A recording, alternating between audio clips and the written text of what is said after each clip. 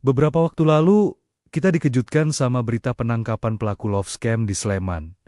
Modusnya ini nggak biasa, bukan cuma rayuan cinta, tapi dibungkus rapi dengan tawaran pekerjaan. Kasus ini penting, bukan karena dramanya, tapi karena ini bukti nyata gimana uang seringkali berpindah. Bukan karena logika, tapi karena emosi. Disinilah kita perlu bicara soal kecerdasan finansial yang lebih dalam. Banyak yang bertanya, kok bisa sih korban percaya? Atau kenapa nggak mikir logis dari awal? Pertanyaan ini kedengarannya masuk akal, tapi sebenarnya kurang tepat. Karena penipuan modern itu nggak menyerang kecerdasan kita, tapi menyerang kerentanan kita.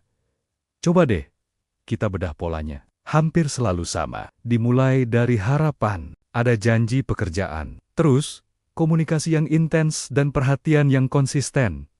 Dari situ, perlahan muncul rasa percaya. Dan setelah itu semua terbangun, barulah uang mulai dibicarakan.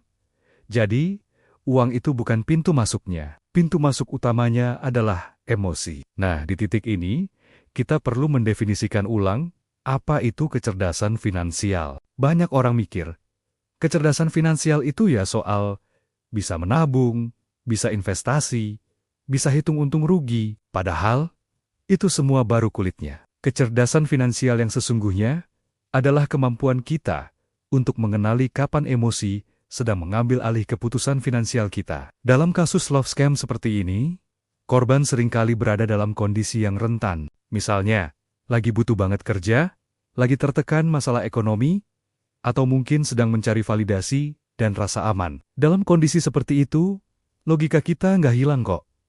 Tapi pelan-pelan, dikalahkan oleh emosi. Ini bukan karena kita bodoh, tapi karena kita manusia. Inilah kenapa di sini kita nggak cuma bahas uang sebagai angka. Kita perlu bahas apa yang terjadi sebelum uang itu keluar dari rekening kita. Bagaimana kondisi mental kita saat membuat keputusan?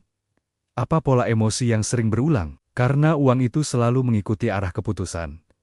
Dan keputusan hampir selalu dipengaruhi oleh emosi. Para penipu itu paham betul satu hal. Orang nggak pernah mengambil keputusan finansial dalam kondisi yang benar-benar netral. Mereka sabar menunggu saat korbannya lagi berharap, lagi percaya penuh, atau lagi merasa, wah, ini aman banget nih.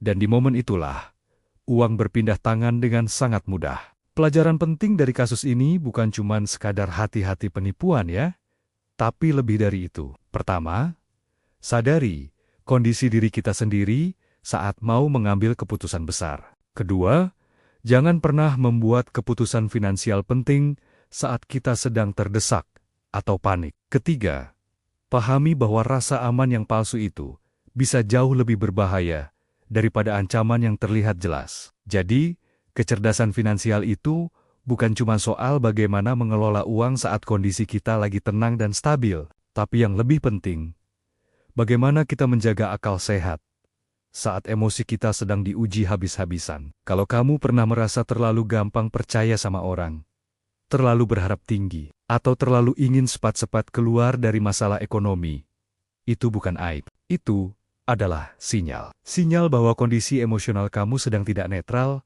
untuk membuat keputusan. Dan disinilah peran kesadaran dimulai. Tujuan kita membahas ini bukan untuk menyalahkan korban. Sama sekali bukan. Juga bukan untuk merasa lebih pintar dari yang lain. Tapi, untuk soma-soma, belajar menjadi lebih sadar. Karena setiap rupiah yang keluar dari dompet kita selalu didahului oleh sebuah keputusan. Dan setiap keputusan itu selalu membawa auranya masing-masing. Di channel ini, kita akan terus belajar memahami uang dengan cara memahami diri kita sendiri sebagai manusia terlebih dahulu. Terima kasih sudah menonton. Jangan lupa subscribe agar kita bisa terus belajar bersama. Sampai jumpa di video berikutnya.